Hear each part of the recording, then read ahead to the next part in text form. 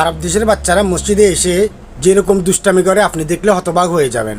আপনি চিন্তা করবেন যে এরা কি আসলে মানুষ, না মানুষের পিছনে এরা শয়তান।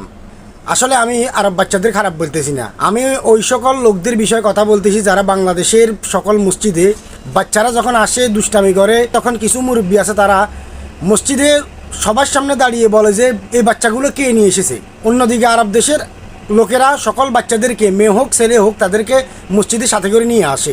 মসজিদ কারো বাবার সম্পত্তি না যে মসজিদে বাচ্চাদের আনার জন্য নিষেধ করবে। যেই জায়গাতে মহানবী সাল্লাল্লাহু আলাইহি সাল্লাম খোদ নিজে বলেছেন বাচ্চাদেরকে তোমরা সাথে করে নিয়ে আসো মসজিদে, তাদেরকে মসজিদের দিকে আহ্বান করো, আপনি তাদেরকে মসজিদে না আসার জন্য নিষেধ করার কে? আপনি কে?